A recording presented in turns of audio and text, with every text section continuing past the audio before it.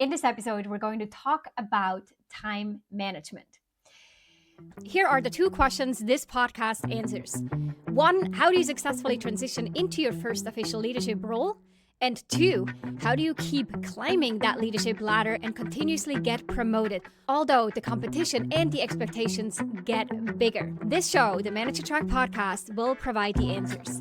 I'm your host, Ramona. I'm on a mission to create workplaces where work is seen as a source of contribution, connection, and personal fulfillment. And this transition starts with developing a new generation of leaders who know how to lead so everyone wins and grows. In the show, you'll learn how to think, communicate, and act as a confident and competent leader you know you can be. Welcome to this episode of the Manager Track podcast. I want to dive into something that has come up again and again in recent time management workshops that I've been facilitating over the last few weeks with two companies.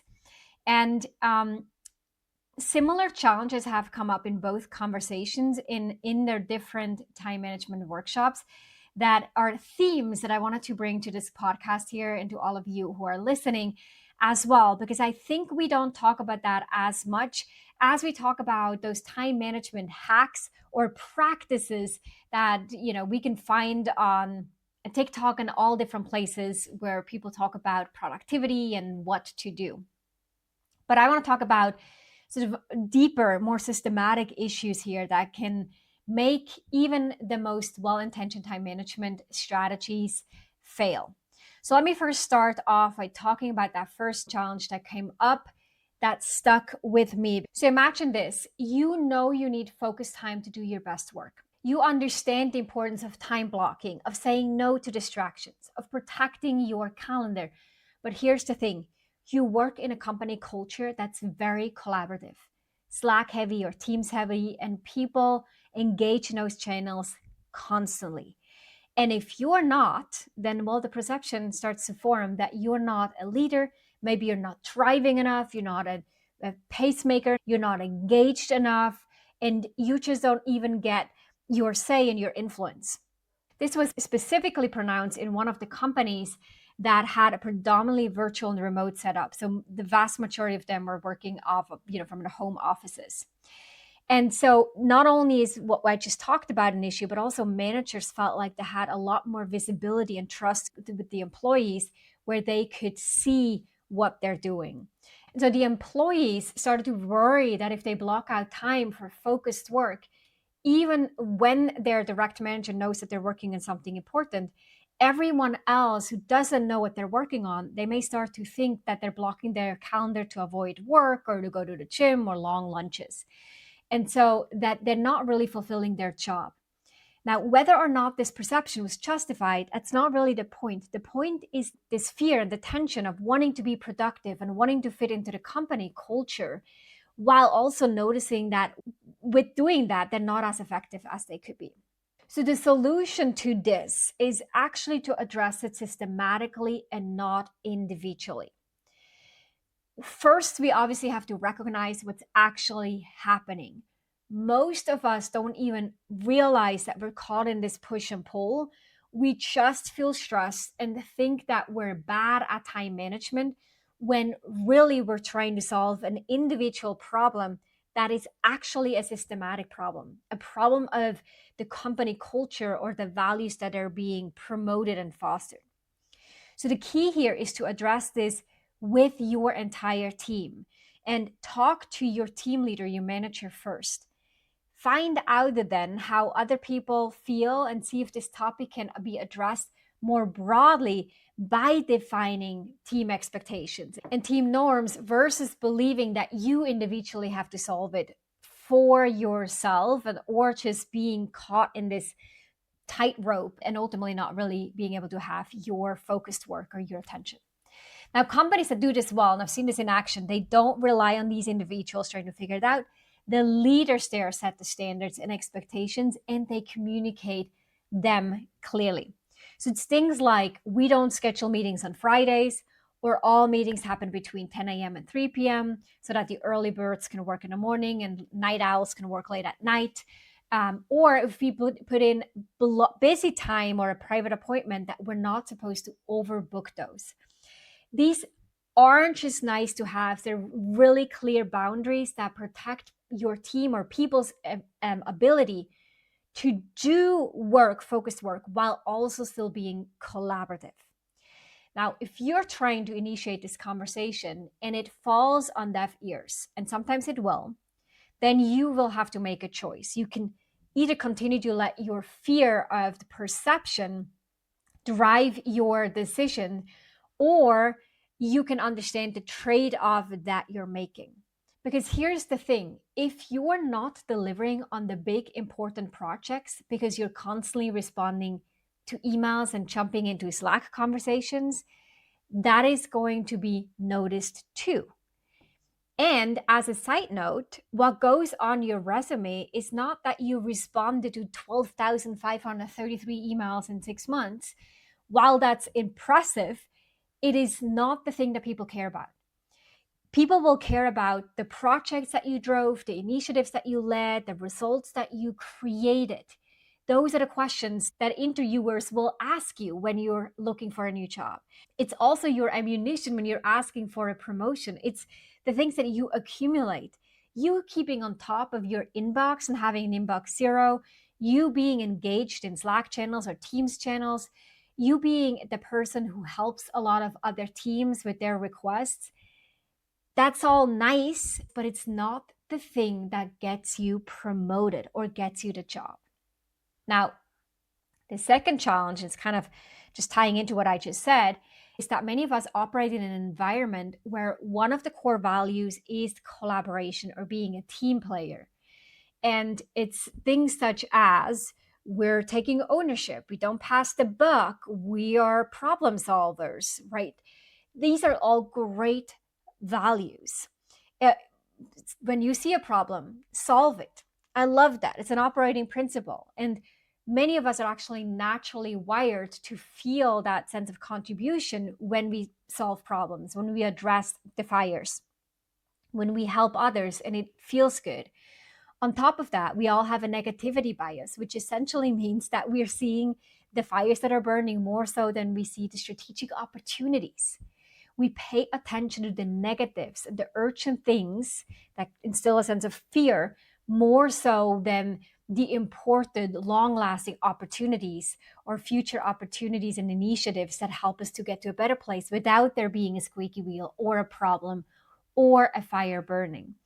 But when we pay attention to those negative things and we want to collaborate and we want to be a team player, we often forget about the bigger picture and where we actually should be spending our time. It's really about making the right trade offs.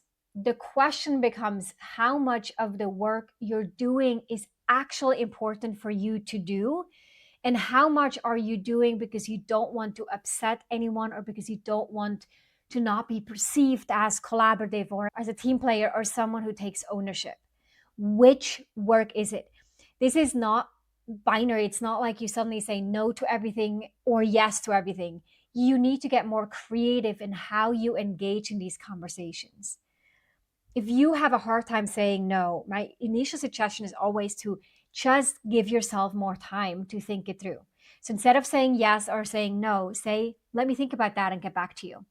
And you push that timeline or that conversation back by a few days, sometimes even a few hours.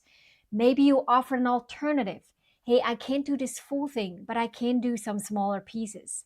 Or I can't do it now, but I could do it later. Or I can refer someone else who does have the capacity or actually has the expertise to help with this. Think about different ways to still be collaborative and still be a team player without you saying yes to things that actually don't drive you forward and not the things that you should be doing. Because at the end of the day, all of us are going to be faced with situations where the right answer is that this isn't something that you're best equipped for, or it's not something that you can handle, or that it's at odds with your priorities, or that it's something that we should address like a broader issue than trying to put a band aid on this one thing. And so we have to discern with the stuff that we say yes to, what is this, and how could there be other approaches than simply saying yes?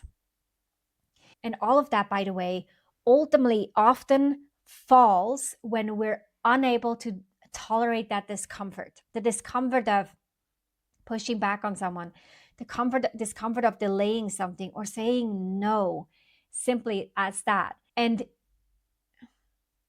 this is why I love this statement that time management is pain management. It is about our willingness to sit with the discomfort in order to improve our ability to manage our time better and be productive. We have to say no. We have to disappoint someone. We have to also be bored during focused work or delay that quick hit of dopamine that we get from a distraction, a quick conversation, knocking out emails, or I don't know, go on Amazon.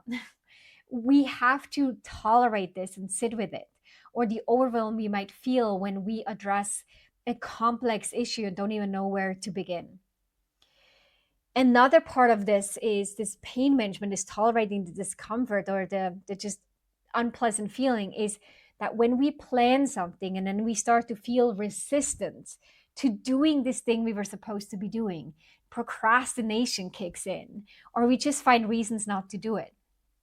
This is when our minds become really persuasive. They give us all the reasons why suddenly today is not the day to write this difficult client email. Today is not the day to share this difficult news with a client. Tomorrow will be a better day. It all sounds rational often in our head, but we got to remember, hold on. The goal is not to eliminate the discomfort. The goal is to do what we need to do and to invest our time in what matters most, not in optimizing how we feel and avoiding the resistance or the discomfort. So, what I really want to address in this brief episode today is, if you're feeling the sort of the tension between what you know would be best for you and how you would deliver your best work and you'd show up as the best possible version of you in a professional setting, and that's at odds with the company culture, the expectations of how quickly to respond to messages, of how collaborative to be, of what people consider to be a team player and someone who takes ownership and doesn't pass the buck. If you're struggling with that, it doesn't mean you're bad at time management. It simply means that you're recognizing these things are at odds, and look at, where is it really a problem with you and where is it a systematic problem? And then when you do identify the systematic issue, have a conversation with your team about expectations and norms. Look for sort of where is sort of the shared struggle that you have. Bring this to your leader's attention. And then ideally and hopefully you get someone who is open to your suggestions and wants to figure out how to make this better for you and for the rest of the team. And then to work collaboratively on, what are the norms we're setting up? What are the norms we're agreeing to? What are the expectations we're agreeing to? So that all of us can improve how we spend our time, how much focus and concentrated time we have to do really important and good work. How are we addressing fires and how reactive are we, as well as how much do we collaborate and do we chime in when someone else has a problem, in order to be team players and support team members or even other teams or other departments. What sets us up for success and what meets the broader needs and expectations of the organization?